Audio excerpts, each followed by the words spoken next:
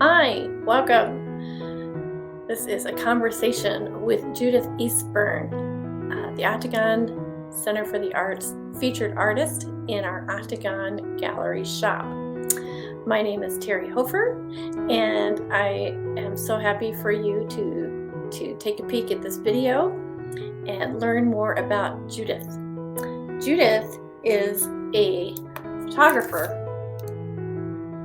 and I will show you her website and we will talk, but there's a lot of photographers, but Judith is not your normal photographer. She does all of her work in black and white and creates her prints. They are gelatin silver prints. But before we bring Judith into the conversation, I need to do our little Octagon commercial.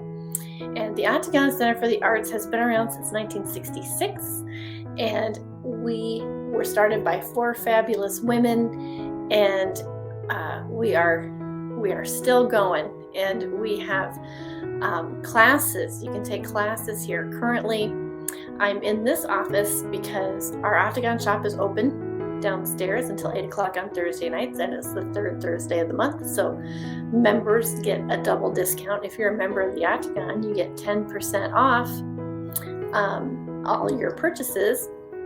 But on the 3rd Thursday of the month, you get 20% off. And we also have a ceramic class going on at the moment.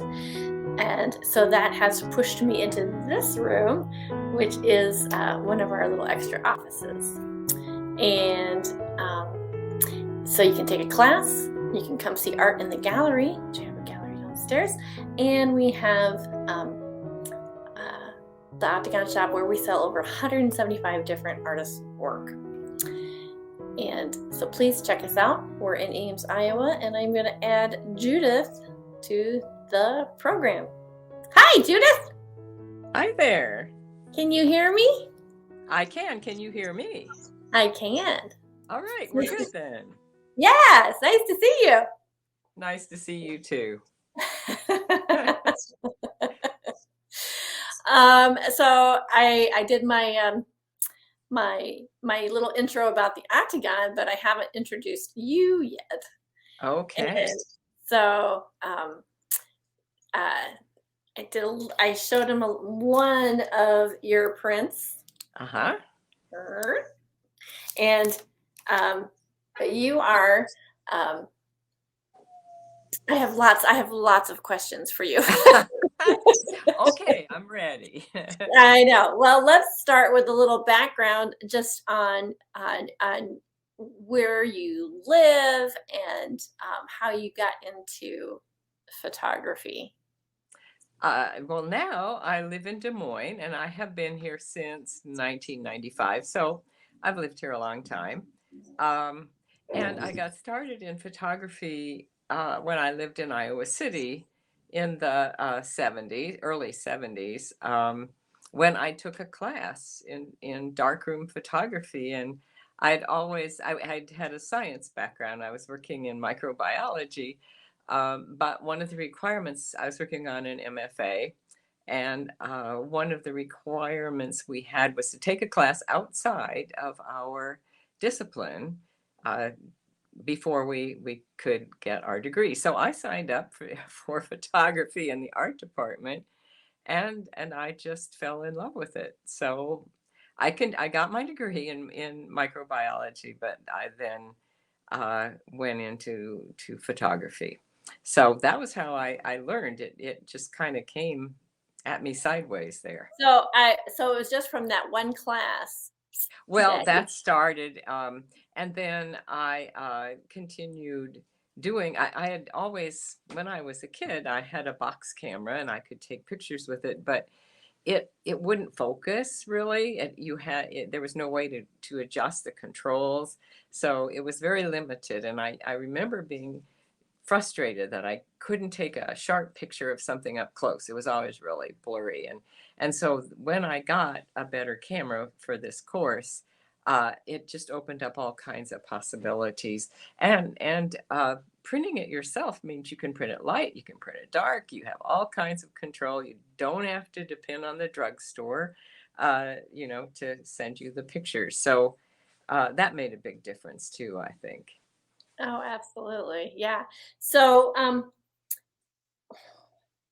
yeah, I want to know more about your degree that you actually got a degree in, Uh-huh. and um, so when you were younger, um, what kinds of activities were you interested in that maybe led you to that degree?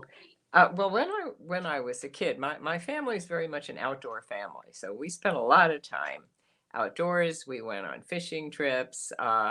We traveled to see the Rocky Mountains, things like that. And so we took along our little box cameras, and my brother and sister and I took pictures then. So yes, we kind of thought of photography as a way of documenting something we were doing that was unusual for us. Mhm. But we also took pictures of each other, just being kids. There are a lot of pictures of that too. I mean, I do like looking at those pictures when they worked, when they were clear, because they're so telling. A kid taking a picture of other kids is very different than an adult doing that. So Right. the things one notices, and but but then when I was interested in photography, I went back to school working on a master's degree. Um, but because I had the lab background, I would work in various labs to earn enough money to pay the tuition to go to art classes. So it was that kind of balance, and it took a while, but eventually I did finish, and I got a job at SMSU in Springfield, Missouri, teaching photography, which was wonderful. The students were great, and I really enjoyed that. So that was the start. That was Your degree was it microbiology, you said? Yes, yes. Well, Wow. and in a way, microbiology, obviously you're looking through the lens of a microscope or Yeah. some stronger. So it is, and science in general is a lot about looking carefully at things and observing and recording. And to me, photography is exactly that same thing. So Yeah. it makes sense to me that isolating things apart a bit from their surroundings and studying them is is very very easily done in photography. Oh, Yeah. wow. That's so cool. Do you have, um 'cause I wanna get into all, like, the techniques and stuff and Uh, what gelatin silver means and all that. But, what artists inspired you, um, that or or did you just, absorb and develop your own style? well, when I started, there were a lot of snapshot photographers who were taking kind of almost random photographs of street life and people doing ordinary things. One of them was Robert Frank, who is a very famous photographer, but that approach of slightly random isn't exactly the right word, but uh, taking pictures of what you come across, not knowing, not expecting anything in particular, but surprises sometimes. And Robert Frank was one, and this was in the late 60s, and very much just shooting pictures of life without controlling much. Um, but I also really liked Bill Brandt. He was a photographer in England who did photographs of landscapes in a really unusual way, and he also used a pinhole camera to photograph nudes. Um, it was a pinhole camera that police used because police in England early on wouldn't have had tremendous photography skills. And so this camera meant you set it in at a crime scene, you set it in a corner, and it took in 180 degrees, very exaggerated, like a fisheye lens is. Um, but it was a way of getting all the information someone who didn't really know how to focus or operate a camera. And so he was using that experimentally on nudes, which was crazy and really exaggerated, distorted, really beautiful images. So that that interested me. That using a different kind of camera especially. Yeah. Wow, that's really cool. Do you collect cameras? Do you have a lot of different kind of I cameras? do. I have way too many cameras. I do. Many of them are old, and probably I have not necessarily tried to use them, load them, because some of them you can't get film for anymore. But I do like my next experimental work was using a Diana camera. I met a woman who worked for, it was called a Workshop for Learning Things, which was sort of Sesame Street public TV people. And she was teaching a photography class to children, little children, 6 or 7 years old. And using this camera that cost about $1. It was called a Diana. Originally, they were made in Japan, and they were prizes that you could get when you ordered powdered detergent. They'd come in a box of powdered detergent. So what was so special about them was they took the 120 film, which is about 2¼ inches square each image. So each image was actually big enough to look at without enlarging. And so you could load these cameras with film. That was the hardest part. And then you could shoot 16 pictures and develop them, and then the kids would print them as contact prints, meaning just laid them down onto photosensitive material and made the prints. And what was so special about them was that the lens was terrible, but it was sharp in the middle and then kind of blurry on the outside. And so basically, the image you got was very, well, you never knew. You couldn't tell exactly where you were aiming. So, the viewfinder wasn't too accurate. So sometimes you'd cut off people's heads. And it was very random, very kind of like a crapshoot, basically. But when they worked, they were magical images, really clear and then kind of blurring out at the edges, very dreamlike. And they became a real fad. And now those cameras, which used to cost $1, I've seen them on eBay for, $25 or more dollars, because artists and especially photographers started using them. So it was a trend for a while. And I had one early on, and I actually did my MFA using a Diana camera. The images I turned in were all taken with Really? that. And so that's a wild kind of way of working in that you're not quite sure what you're going to get, but you know it when you see it. And so it's very freeing to not have that careful arranging and focusing and all of that goes with most photography. Right. And I Extra light. love that about Yeah. it. Yeah. Yeah. Yes, and several of my close friends were doing the same thing. So we had a good time with the Diana camera. Now you can't find them anymore made new, but there is a camera called the Holga, which was made in response to the popularity of the Diana. So the Holga is actually, the lens is a little too good, but it's a camera that students buy. And again, it probably doesn't cost more than $10. It's a similar, very cheap camera, but it gives students spell a that chance. one. Holga is Holga. Okay.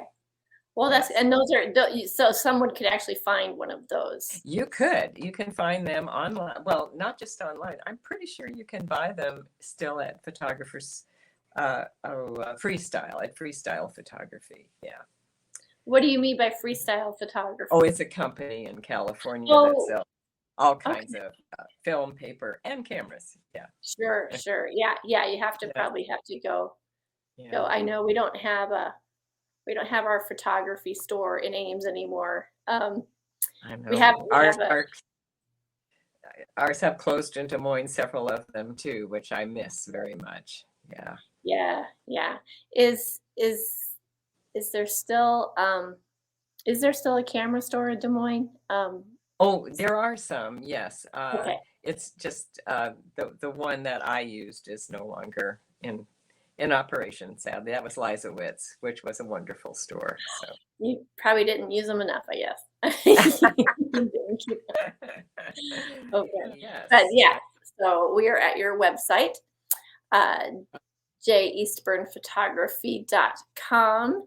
And I wanted people to be able to get a look at some of the work that you've done.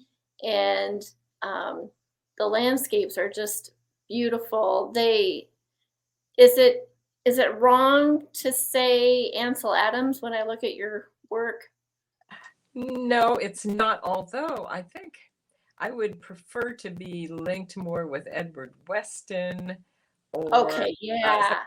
because in general, Ansel Adams' work is of already stunning landscapes that he has walked a long way to get to, and mine tend to be of somewhat simpler things. Um, and what I'm hoping to depend on is that my eye is making it interesting. The way I framed it, or just where I'm standing, that it's not that it's that grand a thing, but it looks good because of how it's arranged. Yeah, this is one of my favorites. Yeah, I love this one. that was so lucky. Yeah, That yeah. was my father. It's funny because we planted those trees as Oh, teenagers, and we planted way too many. We got them from the extension oh, service. They were little tiny little trees, and my father had land north of town. My parents, and they decided to make a little forest there, so we planted them, and they were way too close together, and so it was hard to walk around in the area. So my dad cut the lower branches off so that we could pass between them. And that's why you see those great triangles of snow. oh. So that's Harvey's doing there. They tend to be fairly simple Yes. things, and actually I'm trying to use the camera and its ability to frame and to crop out things that are extraneous to keep it as simple and balanced as possible. This is a really cool Yeah, one. And yeah, you travel all over for these. The over, Python is yes, from over Iowa. time, yes. Yeah. It's taken a while. I know Nebraska is one of my favorite areas to go, and people laugh when I say Really? Yeah. it's a beautiful state. And then of course many places in the West are fun just because Oh, they're yeah. so different than Iowa. Oh, yeah. Yeah. Yeah. And you have some from different Ah, countries yes. too. You have a few. Hmm. Well, in traveling and visiting, my son has moved around, and as I go to visit him in different places, I can take pictures on the way, so that's always good. Absolutely. Yes. And oh yes.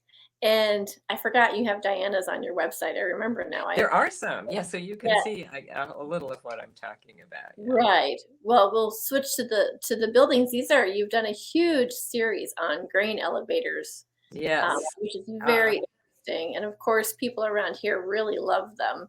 it's fun to find them, first of all, because they are being torn down, especially the old wooden ones, Yeah. uh, at an alarming rate because they don't hold as much as the giant tubes. But this one, for example, is apparently has been torn down. But Yeah. there's something about them to me that stands for the individual farmers and the storage. It's where they stored their grain as a group or maybe individually, but there's just this rural agriculture feel to them. And I remember talking to someone who used to fly airplanes over the Midwest before they had, what would it be? The same thing we have in our cars, the GPS sort of Oh thing. yeah. Yeah. Yeah. And Yeah. he said at night they would steer by the lights on the grain elevators because they were the tallest structure in the area, and they always had a light on them, and so they knew the Oh. towns, and they are like that. They're a marker for many small towns. So that's also just a not exactly nostalgic fact, but it certainly links them to small town life, I think. Oh yeah. Yeah. Yeah. There's a lot of people who still have a lot of ties to that. And at art fairs, when people come through, it is fascinating. I have had so many wonderful conversations with people who remember their grain elevator or who worked in a grain elevator and have all kinds of stories to tell about that. Or I mean, they do bring people to mind of past, a history. Yeah. Oh yeah, yeah. And the skies in these pictures are just lovely. Yes. Well, and often I use, almost always with these, I use a red filter over it's black and white film. Mm-hmm. I put a red filter over the camera, and that causes the sky blue to register as dark in the black and white spectrum, and therefore it makes the grain elevator stand out, because otherwise a light colored grain elevator against a light colored sky just doesn't show up. So that's probably that is one of the things that I've learned to do with them. Wow, that's really interesting. That's so cool. What a neat trick. So I'm going to click on Diana's here just so. Oh yes, so now you can see. These are crazy. I know they are. Yes. They are interesting to print, and yes, that's a little pool in Scotland. Ooh. In Skye, actually, on Skye, which is the Isle of Skye to the northwest of Scotland. But you can see that there is this. You can see things sharply in them, but you also, it kind of fades at the edges. Oh yeah, totally. It's a very different look. When I went to England, I was applying for a job in an art school, and I took my Diana images to apply for this job. It was a School of Art and Design, and they hired me based on these Diana images. Really? Where was that at? Oh, it was Richmond upon Thames College of Art and Design. And so I taught there, but they were intrigued by them, but they are also the ones who said, why don't you try taking some square pictures that are a little sharper? And they loaned me a camera. There was a twin lens reflex camera of a Mamiya, and I thought, oh, this is pretty nice. I actually kind of like it when it's sharp all the way to the edges. So the square format started with Diana's, but then went into better, sharper cameras later. But it was because of the people there. They showed me what other cameras were out there. Oh, that's so cool. That's just it's so interesting. It's so interesting. Do you want to give us a little tour of some of your equipment? I will. Now, I'm not sure how should I hold it. Is that right? To show you, okay. I'll stand back a little further. I'm just going to look at it from the side. This is the enlargers. I'm not showing it to you very straight. Those are the enlargers. And then over here are the trays, the trays of chemicals in a row. That red light is a safe light. Normally, I'm going to try this. It may not work, but I'm going to turn out the regular lights. Okay, this is what the dark room looks like when I'm working in it, which is pretty dark. I will turn the lights back on so you can see. But so the enlarger here, sorry, I'm going to make people seasick. The enlarger here, I'm going to back up a little, holds the negative. And the negatives come out of, I've developed them in a long strip in the camera, and then cut them in, they're 12 negatives in a roll of film. I cut them into strips of 3, and there are therefore 4 of them. So these are the negatives.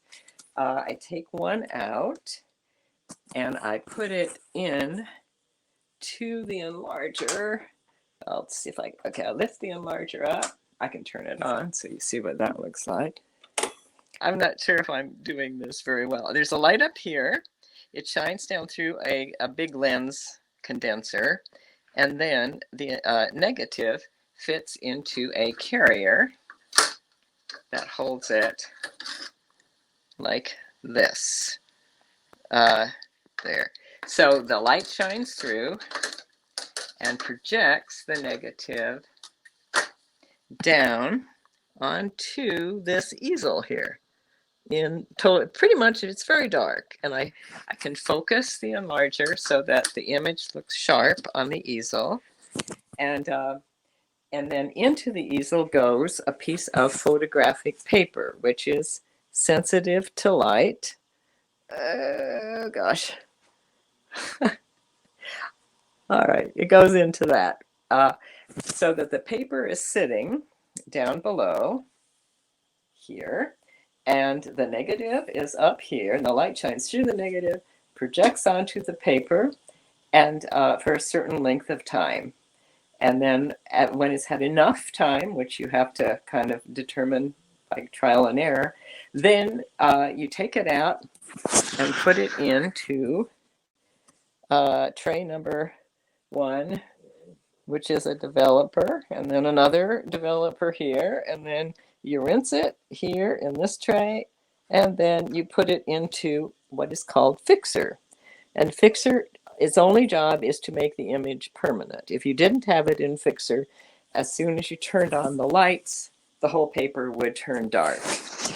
But basically, the way it works is that when light hits the paper, all right, when light hits the paper that's in the easel, it excites the area, and that area will then turn dark once you put it into developer. You can't see any kind of image on the paper when you're doing the print, when you expose it and shine the light down on it. But then when the light goes out, that exposure is done, and you put it into, I can't really show you it actually happening because it'd be so dark. But basically that, then the image appears, but not until then. And so that's the magic part, and everyone will talk about that, is that when you put it in the developer, a picture appears, and it's just like magic. So that's basically, and I can, let's see, if I stand back, you can see the enlarger is a pretty big thing, and if you raise it up higher, it makes bigger pictures. If you lower it down, it makes smaller pictures. It's all adjustable. And here's Harvey, who is, there you go. That's Harvey, the Darkroom Dog. Okay. So the enlarger looks like, how old is that enlarger? It looks like similar to what I used in school 30 years ago. It probably is. So you can see, if I stand back, you can see better, can't you? Yes. Yeah. I would say it's probably from the 50s. Oh, really? Oh, it's old. Wow, that's cool. And the process, I mean, hasn't changed a whole lot, I suppose. No, not really at all. Yeah. And you, on your paper that you use, is there something special about the type of paper you like to print on? Well, paper comes either it can be shiny or it can be dull. I like shiny, and sometimes even has a somewhat textured surface, but I tend to like just a glossy paper. In general, it can be warm tone or cool tone. It's still black and white, but it's warm tone has a little more of a brownishness to it, and cool tone is more bluish. Oh, I didn't know you could buy. So I didn't know that was a thing. And then you can alter the contrast by putting filters in. Oh, yeah. And that you may remember this in this filter drawer right here. If you open that up and stick in a filter, it will make it more contrasty or less contrasty. Yes. And then if you're printing on that easel there, as the light is shining down, the more light that hits, the darker it gets. But you can hold your hand.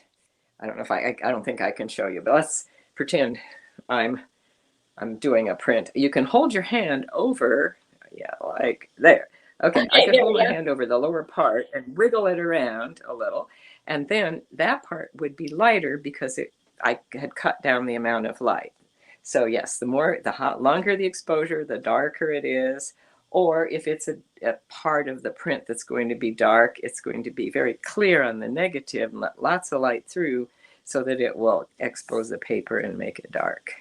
Is that called dodging and burning? Yeah, you remembered well. Yes. So it's not, I think of darkroom photography as being more true, less possible to do things like digital photographers can cut a person out and put them in a place where they never were, and do lots of things that are more extreme. But you still, in darkroom photography, you can change reality by lightening or darkening certain parts, and right. So there, it's still, you're able to do some changes on it. That's cool. Yeah, because I remember that we were graded on, like, if your whites were white and your blacks were black, and yes, right, the enlarger.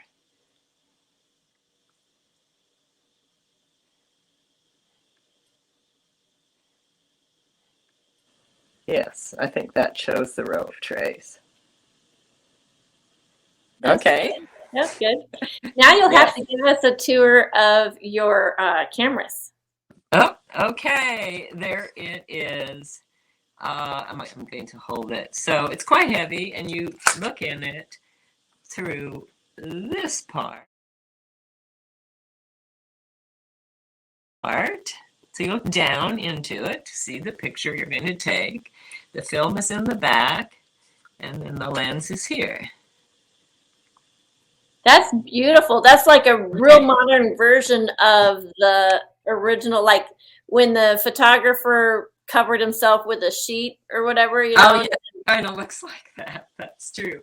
And I can show you a Diana camera, which is going to look a little different. Okay, this is what a Diana camera looks like. It's very lightweight. It's completely plastic. It's so cute. It is. It is true. It is. Do you have any antique cameras? Yeah, they're mostly in a box under the table. Oh, sure. But, okay. Yes. How many cameras do you think you have? Oh, actually, I don't have that many usable cameras. But some old ones, left over from childhood. I have let me think.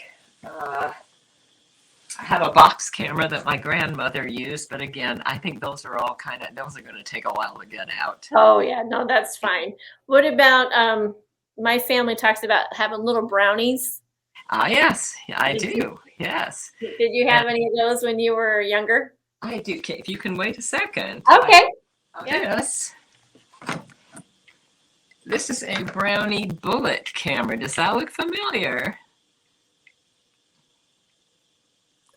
It does look a little familiar. It's not brown.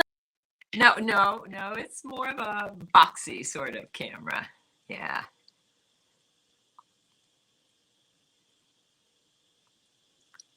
See. Okay. So how do you said it was a Brownie bullet? It's called a Brownie bullet. Like, it's a nice solid little camera. Unfortunately, it took film that you can't buy anymore. It's not quite as wide as the film I use. Yeah. It's a little narrower. Yeah. Have you seen any they took Kodachrome away and stuff. So where do you get your film? How do you get your film? Oh, I have to order now. I order it online. Yeah, it's still, Kodak is still making Tri-X, which is the film I use for the most part. But yeah, I have to order it online from usually a place in New York or California. But yeah, it comes from a ways away. Yeah. And then you got shipping and all that. Yes, right. Yeah. Right. And chemicals are the same. Yes. Oh, sure. Okay. Well, that's, someone told me that they thought that film cameras were coming back in style. Have you heard that? Do you think? Well, I have heard that young people high school students, college students they love that moment when the print comes up in the tray of developer. And for that, you need to print in a darkroom. So yeah, I think it has a certain fascination for more young people than any, but there's that magic quality to seeing it come up, which is very different than sitting at a computer screen and seeing an image appear. I think it is very magical, and so many places have gotten rid of their dark rooms. Yeah. The Octagon used to have a dark room, but we hope to, maybe someday, put that back in. Oh, that would be so nice. Yes. So, I will tell you this: at every art fair I do, I have at least 2 or 3 people come in and say, "Do you know of anyone who needs an enlarger? Because I have a dark room at home, but I never use it." So they're out there waiting for people who are interested in doing it. I have enough enlargers myself already. So. Oh, and you only showed us one. How many do you have? There's 3. There's 3 in a row. Yeah. Okay. Yeah. And is there a reason? I mean, okay. Well, let's see. I'll try to show you. All right. This is my go-to, had it for many years, enlarger. And that's the one I've used to print almost everything. But my friend Harriet gave me, it's covered up, but she gave me her enlarger, which will print bigger. So if I wanted to print a really large print, that one would be a better one to do. And then many years ago now, I guess I got this one, which is a lights enlarger, which is for 35 millimeter film. You might have seen that in the darkroom. Oh, yeah, no. No, you're really old. The one you were using is what looks familiar to me. That looks familiar, yeah. That tends to be, yeah. Yes. So. Silver gelatin print. Mm-hmm. And how is that different from other regular black and white printing, or is all black and white printing called silver gelatin? Well, all black and white printing from negatives in the darkroom is silver gelatin. It just means that the light sensitive part of your film and your paper is silver, and that's why it's expensive. And silver has the quality of reacting to light, and by changing its energy, and then when you take a picture in your camera, it records that change of energy across the negative. And then when you put it in developer, what developer is able to do is cause the excited silver to turn black and the untouched, unexcited silver to stay unchanged. And so it's an amazing, still to me, that's an amazing thing, that you take a picture and it stays on that negative until you develop it. It could stay there for years and before you decided to develop it.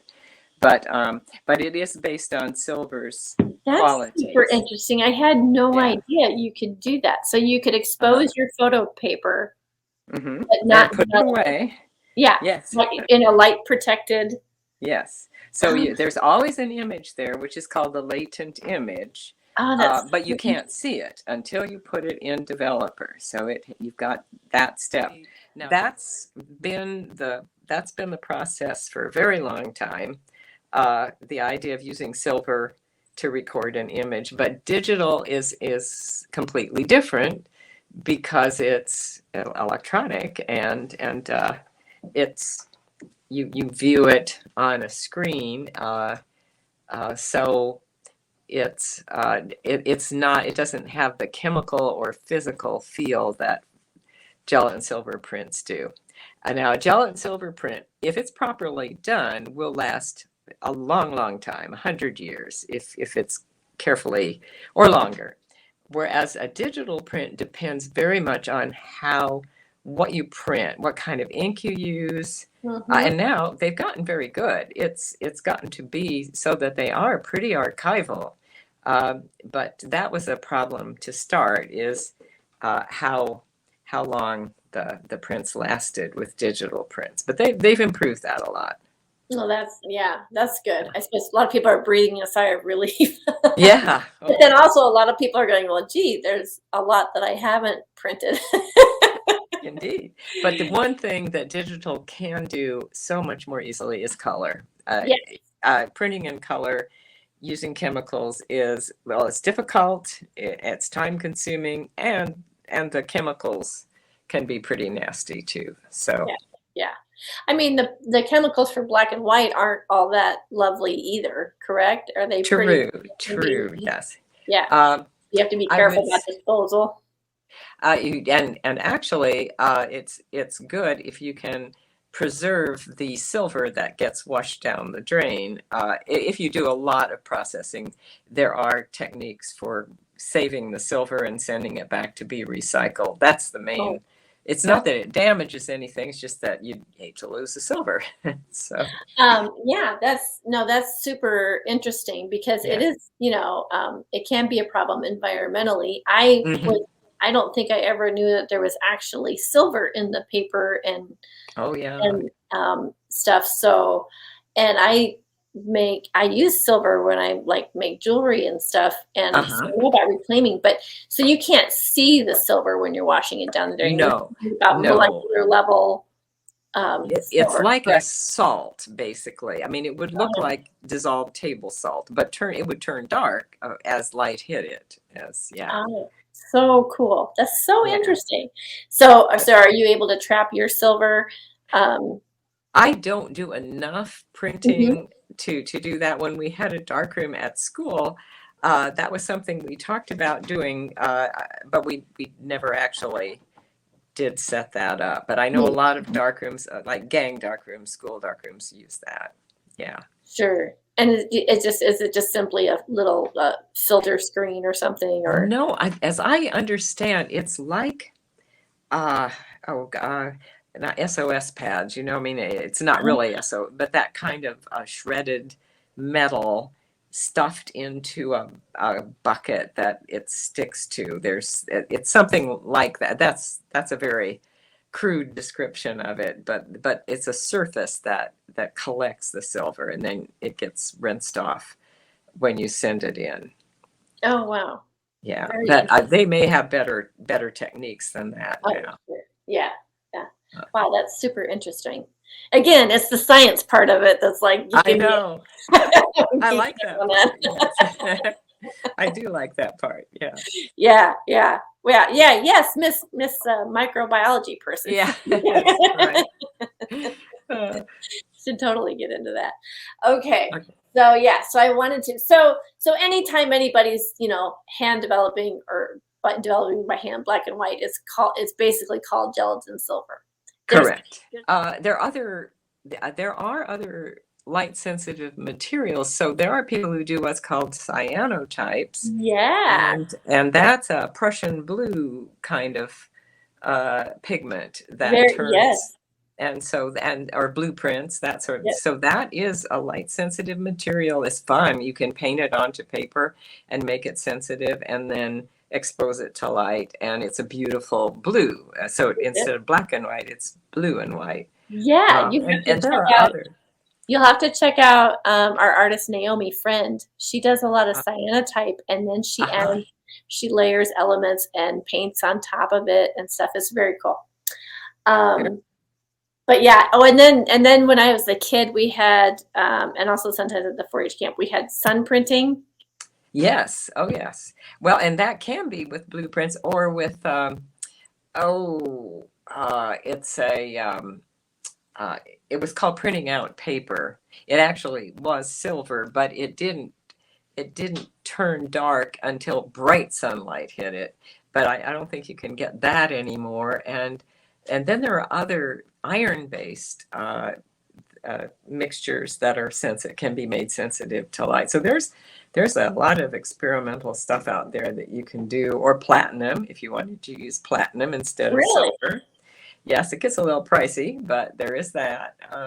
So people do platinum prints, and yeah, there's lots of various metals that happen. Most of those require the light to be ultraviolet before they react to it. So you have to use sunlight, which is your sun prints. rather than just a light bulb like I do with silver. Oh, that's so cool. It's so interesting. Boy, you just Oh, it's a big field. Yes. it is. It is. It is. Well, so we'll wrap it up, but I just want people to know that we have your work. We have it in large frames, and we have it in these lovely prints that are matted. Okay. So we have Judith's images in framed. And then they're a little less expensive if it's just the mat. And then people love your cards. And we sell a lot of your cards. And I grabbed some of the farm, the most of them the are great elevators. elevators. And I know I have a friend who said she bought one from you, and she said, "Where is Adasa, Iowa?" I know, yeah. Sometimes people just are intrigued by these far away, tiny little places. Tiny, unincorporated, Yes, right. Right. Little, yeah. And this is Adasa. Adasa. I like it. Yes. Yeah. And my light in this room isn't that great, so I'm using my light. But yes, so we have greeting cards and prints and framed prints. Okay. And also, of course, there is also your website, jeastburnstudio.com. Or photographer, yes. jeastburnphotography.com. Yes. And you are our featured artist for November. So all of your work is 15% off. And just so everyone understands how that works is almost all the artists in the shop sell on consignment. And they get 60% of the sale and we get 40%. But anytime that there is a sale, that comes off of the Octagon's 40%. So you will still, very generous. Very generous. Judith, thank you for taking the time. Thank you. I'm just like, totally enjoying. Tell Harvey and your husband good night, and thank you for all the time you spent with us. I really appreciate it. Thank you. All right. Okay. See you later. Bye, Terry. Bye-bye. Bye. Thank you to Judith Eastburn. We really appreciate you spending your time this evening with us. And again, this is the Octagon Center for the Arts. Judith is our featured artist at the Octagon Shop for the month of November 2022. And please check out her website. Please check us out. Check out our website. You can buy her items online from us. You can come in the store. Our artists, we have over 175 local and regional artists from around the Midwest that sell their work at the Octagon Shop, and we're extremely proud of our highly talented artists that we have. And we hope you will check us out. We hope you will visit our online store, where the link is down below. And we hope you will check out Judith and learn more about Judith and visit her website as well. And please, every purchase that you make at the Octagon Shop helps to support the Octagon and helps to support the artists in their field. Thank you, everyone. Good night.